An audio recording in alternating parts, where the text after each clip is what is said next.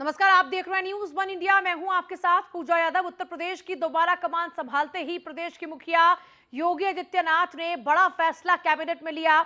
योगी ने press conference कर खुद इसकी जानकारी देते हुए बताया कि कोरोना काल से शुरू की गई फ्री राशन योजना को 3 महीने के लिए और बढ़ा दिया गया है। शपथ ग्रहण के अगले दिन ही सीएम योगी ने अपनी नई कैबिनेट के साथ बैठक की, जिसके बाद यह फैसला लिया गया। सीएम योगी ने कहा कि 15 करोड़ लोगों को फ्री राशन का लाभ मिलता रहेगा। सीएम योगी के ऐलान के मुताबिक राज्य में अंत्योदय कार्ड वालों को 35 किलो अनाज के अलावा 1 किलो चीनी, दाल, नमक और 1 लीटर तेल भी फ्री मिलता रहेगा। सीएम योगी ने बताया कि पहले ये योजना मार्च 2022 तक थी। आज मंत्रिमंडल ने फैसला किया है कि इस योजना को अगले 3 महीने तक फिर चलाएंगे। यह फैसला 15 करोड़ की जनता को समर्पित है।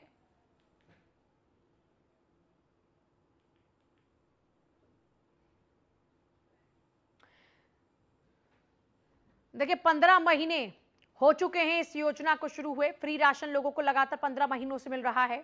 अब इसको आगे और 3 महीनों तक एक्सटेंड किया गया है।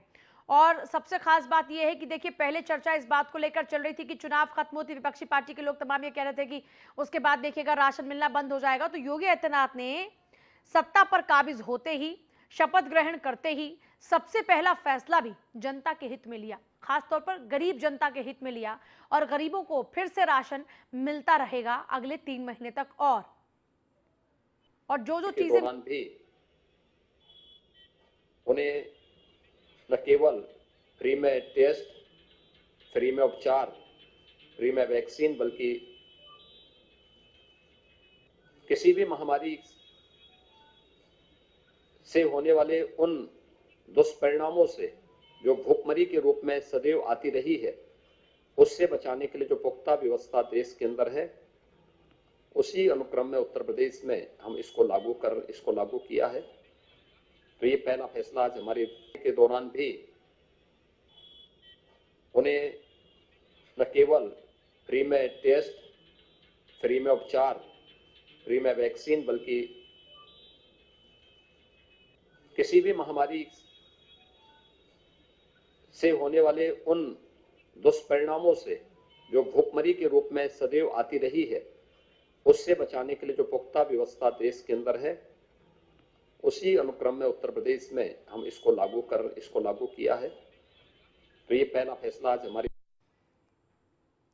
दिल्ली के उप मुख्यमंत्री मनीष सिसोदिया ने साल 2022 से 23 के लिए बजट पेश कर दिया। यह बजट 75,800 करोड़ रुपए का है।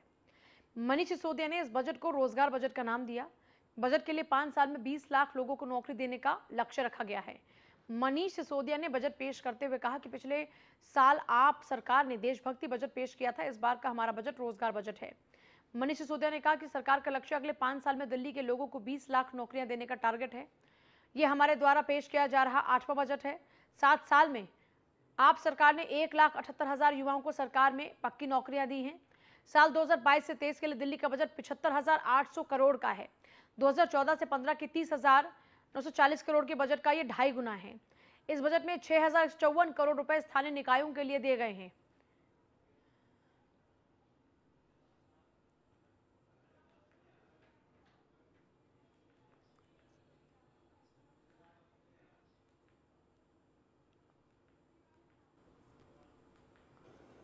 तत्काल राहत के लिए पिछले 2 साल में पीड़ित और जरूरतमंद परिवारों और लोगों को वित्तीय सहायता, अनुदान राशि, राशन, भोजन आदि की व्यवस्था कुछ करके फौरी मदद तो की गई, लेकिन फौरी मदद तो फौरी मदद होती है। इस सदन में अपने 8वें बजट में मैं दिल्ली वासियों के लिए नए रोजगार सृजित करने और अर्थव्यवस्था को कोविड, जीएसटी, नोटबंदी जैसे तमाम कारणों से पिछले सालों में हुए नुकसान से उबरने का एक एजेंडा लेके आया हूं। इससे व्यापार और उद्योग जगत को प्रोत्साहन मिलेगा और हमारे दिल्ली के नागरिकों के लिए बड़ी संख्या में रोजगार और व्यापार के नए नए अवसर पैदा होंगे। इस बजट में प्रस्तुत योजनाओं और प्रस्तावों से न केवल सपा प्रदेश अध्यक्ष का बड़ा बयान। अवधेश प्रसाद ने अखिलेश को नेता बनाने का प्रस्ताव रखा। सपा विधायक दल की बैठक में यह फैसला लिया गया है। जनता ने अखिलेश यादव पर विश्वास किया है। भारतीय जनता पार्टी ने सत्ता का दुरुपयोग किया है। ये समाजवादी पार्टी के प्रदेश अध्यक्ष नरेश पटेल के बयान है। सपा विधायक दल की बैठक में उन्होंने जानकारी दी है कि फैसला लिया गया है और फैसले के तौर पर नेता प्रतिपक्ष अखिलेश यादव को चुना गया है। जनता ने अखिलेश यादव पर विश्वास किया। पटेल ने इस बात को दोहराया। साथ ही साथ भारतीय जनता पार्टी ने सत्ता का दुरुपयोग किया, ये आरोप भी लगाए। यानी कि एक तरफ सरकार का गठन हुआ, दूसरी तरफ विपक्षी पार्टियों ने भी पूरा मोर्चा संभाल लिया है। और आज बैठक हुई पहली, और पहली बैठक में ही सरकार के खिलाफ में मोर्चा खोलना भी शुरू कर दिया। और इस पूरे मोर्चे की अगुवाई कर रहे हैं अखिलेश यादव। इस बार सदन के अंदर अखिलेश यादव अपनी मौजूदगी दर्ज कराएंगे। मुख्य विपक्ष की भूमिका में खुद अपनी पूरी टीम का नेतृत्व करते नजर आएंगे। नेता प्रतिपक्ष के तौर पर उनकी अहम भूमिका मानी जा रही है। उत्तर प्रदेश की पॉलिटिक्स में सोचिए, इस बार सरकार भी मजबूत और विपक्ष भी मजबूत। यानी किसी भी बेहतर लोकतंत्र के लिए यह बड़ा आवश्यक होता है कि जितनी सरकार मजबूत हो उतना ही मजबूत विपक्ष भी हो। तो ऐसे में मजबूत विपक्ष के तौर पर टक्कर देने के लिए अखिलेश यादव खुद फ्रंट फुट पर खड़े हो गए हैं। नेता प्रतिपक्ष के तौर पर अखिलेश यादव सरकार की घेराबंदी करने के लिए तैयार हो चुके हैं। अपनी टीम को भी स्ट्रांगली मैसेज कन्वे कर चुके हैं कि इस बार 2024 हमारा फिलहाल लक्ष्य है। बिना रुके और थके 2024 के लक्ष्य को प्राप्त करने के लिए कड़ी मेहनत करनी है। यही वजह है कि आजमगढ़ से वो सांसद थे, अपने इस पद से उन्होंने इस्तीफा दिया। करहल से विधायक के तौर पर उन्होंने अपनी अब इस पारी को आगे रखा है और नेता प्रतिपक्ष के तौर पर उनका चुनाव हो चुका है। और नरेशोत्तम पटेल जो कि समाजवादी पार्टी के प्रदेश अध्यक्ष है, उनकी तरफ से इस पूरे मामले पर जानकारी दी गई। बताया गया कि वो नेता प्रतिपक्ष के तौर पर यानी पार्टी में अपने जो विधायक हैं उनके द्वारा उनके नाम का प्रस्ताव रखा गया और उनको चुना गया है। तो नेता प्रतिपक्ष की भूमिका में वो आगे नजर आने वाले हैं। अवधेश प्रसाद ने अखिलेश को नेता बनाने का प्रस्ताव रखा और सभी ने सहमति इस पर दी और विधायक दल का नेता पार्टी का चुना गया है अखिलेश यादव को। तो जाहिर सी बात है कि नेता प्रतिपक्ष के तौर पर अब उनकी भूमिका बड़ी अहम है, बहुत ही खास है। जनता ने अखिलेश यादव पर भरोसा किया, ये बात पटेल दोहराते हुए ये भी बता रहे हैं कि भारतीय जनता पार्टी ने सत्ता का दुरुपयोग किया है।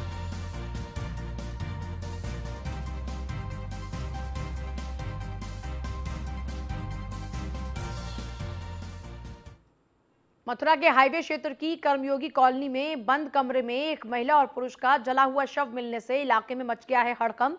आसपास के रहने वाले लोगों ने घर से धुआं उठता देखा तो वो दंग रह गए।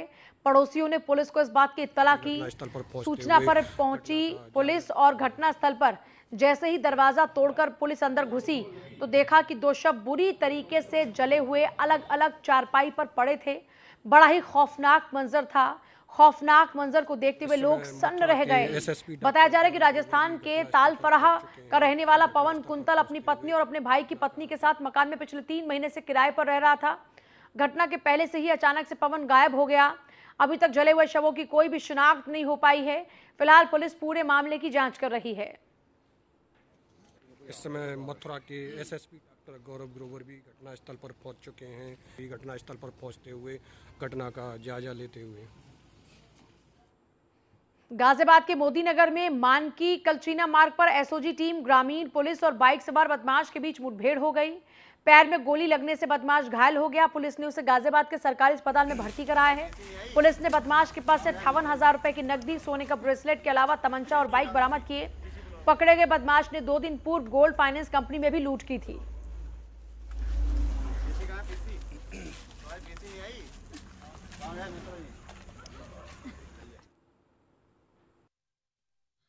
मार्च को गोविंदपुरी क्षेत्र थाना मोदी नगर में एक हार्डवेयर व्यापारी से 25,000 रुपये लूट लिए गए थे। उसके एक संदिग्ध के बारे में सूचना मिली थी कि आज वह मानकी पुलिया होते हुए कलचीना की तरफ जाएंगे। इस सूचना पर थाना मोदी नगर पुलिस और एसपीआर सर की एसओजी टीम द्वारा मानकी पुलिया पर जो है शाम में चेकिंग की जा रही थी। उसी समय एक बाइक पे एक व्यक्ति आता हुआ दिखाई दिया। उसको रोका गया तो वो रुका नहीं और पुलिस पर जान से मारने की नीयत से फायर कर दिया। पुलिस ने उसका पीछा किया तो तिबड़ा बम्बे पे बढ़ा और तिबड़ा गांव की तरफ जाते हुए रास्ते पे मुड़ गया। पुलिस ने आत्मरक्षार्थ फायरिंग में उसके पैर में जो है गोली लगी। उसे जो है अस्पताल में दाखिल करा दिया गया है। उसके पास से जो है 58,000 रुपये और एक सोने का ब्रेसलेट जो है बरामद हुआ है। पूछताछ में उसने जो है मोदी नगर क्षेत्र में जो लूट की घटना हुई थी और साथ में राजनगर में जो गोल्ड फाइनेंस में लूट की घटना हुई थी, उन दोनों घटनाओं को स्वीकार किया है। उसके अन्य साथियों की जानकारी की जा रही है। विधिक कार्रवाई प्रचलित है। बिजनौर में जमीन के विवाद को लेकर दो पक्षों में जमकर फायरिंग हुई। एक पक्ष ने दूसरे पक्ष पर ताबड़तोड़ गोलियां चलाईं, जिसमें गोली लगने से 3 लोग घायल हो गए। घायलों को इलाज के लिए अस्पताल भेजा गया, जहां एक की मौत हो गई है और वहीं गांव में मौके पर भारी पुलिस बल तैनात किया गया है।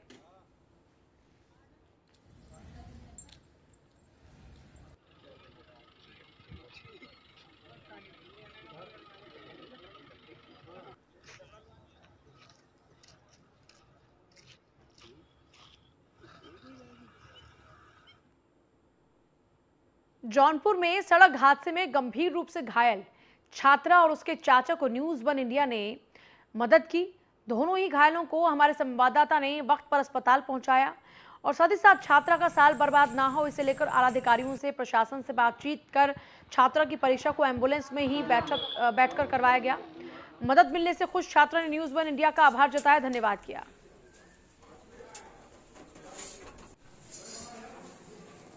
हम इस समय कृष्ण बिहारी इंटर कॉलेज में खड़े हैं, जहां पर आपको मिलाते हैं कि एक गंभीर रूप से घायल छात्रा जो हाई स्कूल की परीक्षा देने आई है और एम्बुलेंस से आई है। सबसे बड़ी चीज़ है कि इतनी साहसी लड़की है कि इतनी गंभीर चोट लगने के बाद भी एम्बुलेंस से परीक्षा देने पहुंची है। हमारे साथ इस समय कीर्ति मौर्या है, इनसे ही जानेंगे कि आज इसका दूसरा पेपर है और ये एम्बुलेंस से आई है। ये बताओ क्या नाम है बेटा, कैसे चोट लगी है, किस चीज़ का पेपर है आज, किससे आई है, कोई केस ने मदद किया आपकी?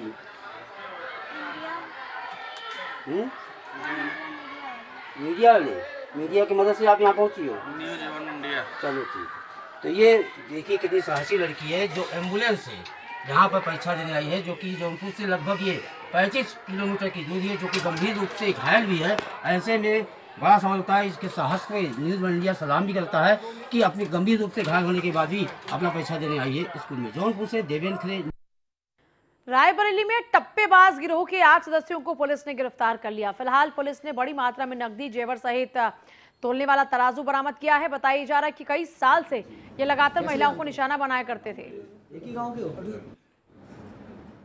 सब मुरादाबाद के हो? मुरादाबाद जानते हो आपस में सब लोग एक दूसरे को? कैसे जानते हो? एक ही गांव के हो? सब मुरादाबाद के हो? मुरादाबाद जानते हो आपस में सब लोग एक दूसरे को? कैसे जानते हो? एक ही गांव के हो?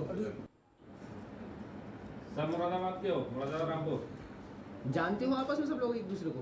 किस लिए? कैसे जानते हो? एक ही गांव के हो? सब मुरादाबाद के हो? मुरादाबाद जानते हो आपस में सब लोग एक दूसरे को? महाराष्ट्र सपा प्रदेश अध्यक्ष और समाजवादी पार्टी के विधायक अबू आसिम आजमी आजमगढ़ में एक शादी समारोह में शामिल हुए। इस दौरान अबू आसिम आजमी ने द कश्मीर फाइल फिल्म पर अपनी प्रतिक्रिया दी। कहा कि मैंने कश्मीर फाइल्स देखी नहीं, लेकिन अगर कश्मीर फाइल्स बना रहे हैं तो गुजरात फाइल्स और मुंबई फाइल भी बनानी चाहिए। जिस तरीके से दंगों में मुसलमानों को मारा गया उसको भी दिखाना चाहिए। अबू आसिम ने कहा कि उनके पास एक ऐसा वीडियो है जिसमें एक व्यक्ति कबूल रहा है कि उसने 100 मुस्लिमों को मारा। उन्होंने कहा कि आरटीआई में सरकार ने बताया कि 30 साल में कश्मीर में 1724 लोग मारे गए, जिसमें सिर्फ 89 लोग कश्मीरी पंडित थे, जबकि बाकी 95% मुसलमान मारे गए। 1,57,000 लोग पलायन करके जो आए हैं, उनमें 12,000 तो मुस्लिम शामिल हैं। जो वहां रह रहे थे उनको मार दिया गया।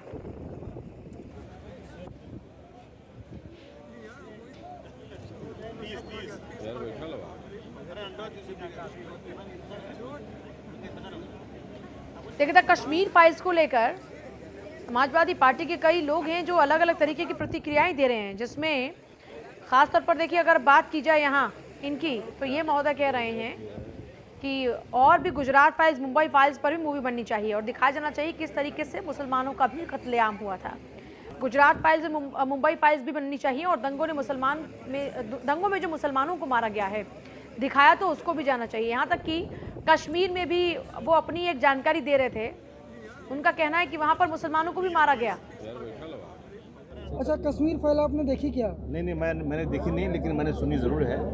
कश्मीर का ये फाइल जो है अगर दिखाना है तो गुजरात फाइल भी दिखा दो, मुंबई के 92 का वो दंगा भी दिखा दो, मेरे पास है। एक आदमी खुलेआम कह रहा है कि मैंने 100 मुसलमानों को मारा, जलाया, पेट्रोल पंप वाले ने मुझे पेट्रोल भी फ्री दे दिया और मेरी ज़मानत नहीं हो रही थी, लेकिन मुझे मुख्यमंत्री ने कहा कि तुम घबराओ मत, मैं अच्छा बेंच बिठाऊंगा और ज़मानत करा दूंगा। मैं नहीं कह रहा हूँ ये बात, ये मेरी बनाई बात नहीं, मेरे पास है, इसमें है। और वो छूट कर आ गया, एक दिन अच्छी बेंच बिठाया, छूट कर आ गया। वो औरत कह रही है कि नीचे से बच्चे, जो प्रेग्नेंट औरतें थी, सरिया डाल दिया नीचे से ऊपर तक, और कितने औरतों को मार दिया, तलवार से पेट फाड़ के बच्चों को मार दिया। वो फाइल नहीं दिखाएंगे क्या? ये सब चीज़ें क्या है, मतलब सब ये। और मेरे पास है कि 30 साल से कश्मीर के अंदर आतंकवाद बढ़ रहा है, जना हुआ 90 से बढ़ रहा है, और इसकी एक जो है RTI डाली गई है। RTI कौन देता है जवाब? गवर्नमेंट देती है, उसका डिपार्टमेंट होता है। उसने जवाब दिया है कि कश्मीर में पूरे 30 सालों में 1724 लोग मारे गए। बरेली में एक मासूम बच्ची के साथ हैवानियत की वारदात को अंजाम दिया गया। 60 साल के बुजुर्ग ने बच्ची को अपने घर में ले जाकर उसके साथ दरिंदगी की। बच्चे को गंभीर हालत में जिला अस्पताल में भर्ती कराया गया है। आरोपी को गिरफ्तार कर लिया गया है।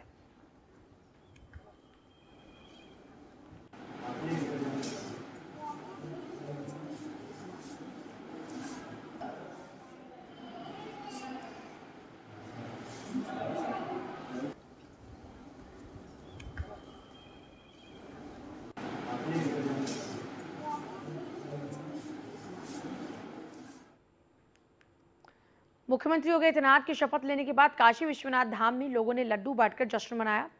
लोगों ने जमकर पटाखे भी फोड़े और यहां जश्न की तस्वीरें जरूर देखिए आप लोग। एक तरफ जहां सरकार का गठन हो चुका है, तो वहीं अब जो कार्यकर्ता समर्थक है उनमें जोश और उत्साह देखते ही बन रहा है। काशी में देखिए जश्न का माहौल है, लड्डू बांटकर लोग एक दूसरे को शुभकामनाएं दे रहे हैं, पटाखे चला रहे हैं। 10 मार्च को ही यूं तो कई जगहों पर होली और दिवाली मना ली गई थी, लेकिन काशी में अभी जश्न का माहौल है। लोग लड्डू बांट रहे हैं, एक दूसरे को शुभकामनाएं दे रहे हैं, पटाखे चला रहे हैं।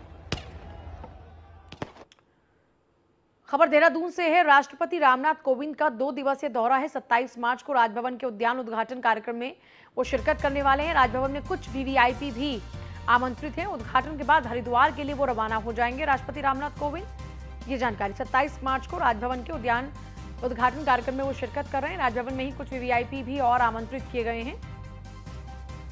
राजभवन में कुछ VVIP और हैं जिनको आमंत्रित किया गया। उद्घाटन के बाद हरिद्वार के लिए रवाना हो जाएंगे राष्ट्रपति रामनाथ कोविंद।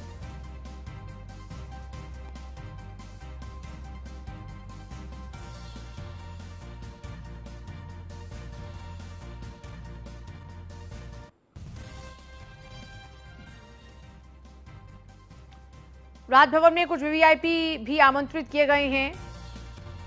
उद्घाटन के बाद हरिद्वार के लिए रवाना हो जाएंगे राष्ट्रपति रामनाथ कोविंद। राष्ट्रपति रामनाथ कोविंद उत्तराखंड पहुंच रहे हैं।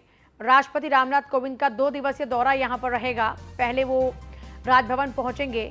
27 मार्च को राजभवन के उद्यान उद्घाटन कार्यक्रम में वो शिरकत करने वाले हैं और उसके बाद वो रवाना हो जाएंगे हरिद्वार के लिए। तो उनका 2 दिवसीय दौरा रहेगा। खास बात यह कि राजभवन में इस कार्यक्रम को लेकर कुछ और VVIP भी आमंत्रित किए गए हैं। देश के राष्ट्रपति रामनाथ कोविंद भी पहुंच रहे हैं उस उद्यान उद्घाटन समारोह में, जिसमें शिरकत करने के लिए बाकायदा उत्तराखंड पहुंच रहे हैं और उसी दौरान में उनका 2 दिवसीय दौरा रहेगा उत्तराखंड का। 27 मार्च को राजभवन के उद्यान उद्घाटन कार्यक्रम में वो शिरकत करेंगे और उसके बाद वो हरिद्वार के लिए रवाना हो जाएंगे। राजभवन में कुछ VVIP भी आमंत्रित किए गए हैं इस कार्यक्रम के लिए। साथ ही साथ देश के राष्ट्रपति रामनाथ कोविंद भी पहुंच रहे हैं।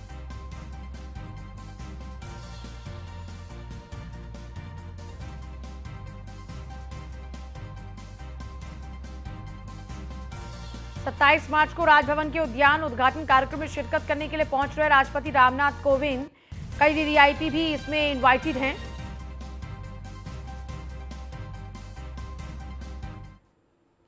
योगी आदित्यनाथ यूपी के अब तक के इतिहास में ऐसे पहले शख्स हो गए जिन्होंने बतौर मुख्यमंत्री एक विधानसभा का निर्धारित 5 साल का कार्यकाल पूरा करने के बाद लगातार दूसरी बार इस पद की शपथ ली है। एक रिपोर्ट देखिए। मैं आदित्यनाथ योगी ईश्वर की शपथ लेता हूं कि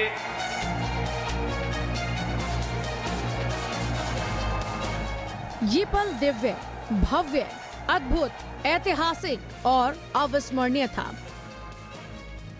स्टेडियम में हजारों की तादाद में मौजूद लोग शांत टकटकी लगाए निहार रहे थे। दूसरी ओर देश की करोड़ों जनता की निगाह उस विराट हिंदू हृदय सम्राट को देख रही थी जो देश के सबसे बड़े राज्य के मुखिया के तौर पर शपथ ले रहा था। आदित्यनाथ योगी ईश्वर की शपथ लेता हूँ। यूपी के साथ देश की जनता गदगद थी क्योंकि उनके चहेते के सर पर सीएम पद का दोबारा ताज सज रहा था। वहीं लोगों के सीने पर सांप लौट रहा था जिनके लिए हमेशा योगी आदित्यनाथ आंख की किरकिरी बने थे। छोड़िए उन बातों को, आज उस शपथ की बात होगी जो ऐतिहासिक और अविस्मरणीय रही। 10 मार्च को रिजल्ट आने के बाद से इस पल का इंतजार लोगों को बड़ी बेसब्री से था। मैं आदित्यनाथ योगी ईश्वर की शपथ लेता हूं कि मैं विधि द्वारा स्थापित भारत के संविधान के प्रति सच्ची श्रद्धा और निष्ठा रखूंगा। मैं भारत की प्रभुता और अखंडता अक्षुण्ण रखूंगा। मैं उत्तर प्रदेश राज्य के मुख्यमंत्री के रूप में अपने कर्तव्यों का श्रद्धापूर्वक और शुद्ध अंतःकरण से निर्वहन करूंगा तथा मैं भय या पक्षपात, अनुराग या द्वेष के बिना सभी प्रकार के लोगों के प्रति संविधान और विधि के अनुसार न्याय करूंगा। मैं आदित्यनाथ योगी ईश्वर की शपथ लेता हूं कि जो विषय उत्तर प्रदेश राज्य के मुख्यमंत्री के रूप में मेरे विचार के लिए लाया जाएगा अथवा मुझे ज्ञात होगा उसे किसी व्यक्ति या व्यक्तियों को तब के सिवाय जबकि ऐसे मुख्यमंत्री के रूप में अपने कर्तव्यों के सम्यक निर्वहन के लिए ऐसा करना अपेक्षित हो, मैं प्रत्यक्ष अथवा प्रत्यक्ष रूप से संसूचित या प्रकट नहीं करूंगा। आखिर वो पल भी आया जब योगी आदित्यनाथ की ताजपोशी हुई। इस भव्य ताजपोशी का गवाह बना लखनऊ का एकाना स्टेडियम, जिसे दुल्हन की तरह सजाया गया था। ताजपोशी को ऐतिहासिक और यादगार बनाने के लिए हर संभव कोशिश की गई। इसके लिए कई दिनों से तैयारियां चल रही थी। शुक्रवार सुबह से ही स्टेडियम के अंदर और बाहर गहमा गहमी का माहौल था। वक्त बीतने के साथ ही उत्सुकता बढ़ती जा रही थी। शपथ के लिए शाम 4 बजे का काउंटडाउन शुरू हो चुका था। शपथ के साक्षी बनने के लिए राजनेताओं, अभिनेताओं, साधु संतों, राम जनमानस को भी न्योता था।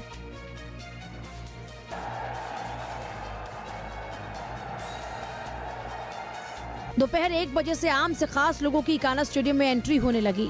स्टेडियम के बाहर शपथ ग्रहण की खुशी में कई कार्यक्रम चल रहे थे। कहीं डांस हो रहा था तो कहीं पर संगीत बज रहा था। शपथ के साक्षी बनने के लिए देश के लोकप्रिय प्रधानमंत्री नरेंद्र मोदी पहुंचे। केंद्रीय गृह मंत्री अमित शाह, बीजेपी अध्यक्ष जेपी नड्डा सहित कैबिनेट के कई कद्दावर मंत्री शपथ ग्रहण समारोह के मंच पर पहुंचे। बीजेपी शासित राज्यों के मुख्यमंत्री और उप मुख्यमंत्री पधार चुके थे। बॉलीवुड के अभिनेता शपथ के मेहमान के तौर पर आ चुके थे। शपथ का काउंटडाउन खत्म हुआ तो राज्यपाल आनंदीबेन पटेल ने योगी आदित्यनाथ को शपथ के लिए आमंत्रित किया। इस शपथ के साथ ही योगी आदित्यनाथ के कंधे पर कई जिम्मेदारियां बढ़ गईं। मैं सबसे पहले आदरणीय प्रधानमंत्री जी का, अपने केंद्रीय पर्यवेक्षक माननीय गृह मंत्री जी का, सह पर्यवेक्षक और पूरी पार्टी का हृदय से आभार व्यक्त करता हूं कि उत्तर प्रदेश जैसे राज्य में हम सबको सेवा का अवसर देने के बाद आदरणीय प्रधानमंत्री जी के नेतृत्व में प्रचंड बहुमत की इस सरकार की नई सरकार गठन के लिए मुझे विधायक दल के नेता के रूप में आज यहां पर चुना गया है। यूपी की जनता अपने सीएम से कई उम्मीदें पाले बैठी है। अब वहीं बीजेपी नेतृत्व को इस फायर ब्रांड नेता से अब काफी उम्मीदें हैं। ये कर्म योगी न कभी थका है न कभी रुका है। अपनी जिम्मेदारियों को इसने हमेशा बखूबी निभाया है। उम्मीद है ये कर्म योगी जनता और अपने नेतृत्व की उम्मीदों पर फिर खरा उतरेगा। Bureau report, news 1 India. Kaushambi में महिला की गला रेत कर हत्या कर दी गई। महिला घर में सो रही थी। वारदात को अंजाम देकर आरोपी फरार हो गया। सूचना के बाद मौके पर पहुंची पुलिस शव को कब्जे में लेकर आगे की कार्रवाई में जुट गई है।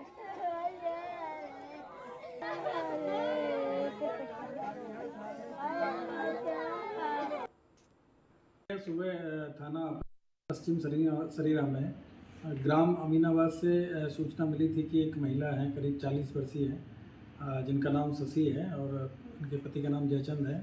ये अपने घर में मृत अवस्था में पड़ी हुई है। इसी पे तत्काल थाना प्रभारी पश्चिम सरीरा और क्षेत्राधिकारी सदर मौके पे गए तो वहाँ पे देखा है कि इनकी गला रेत की हत्या की गई है और महिला अपने बेड पे लेटी हुई थी। इसमें जांच की जा रही है और मुकदमा इसमें पंजीकृत किया जा रहा है और पोस्टमार्टम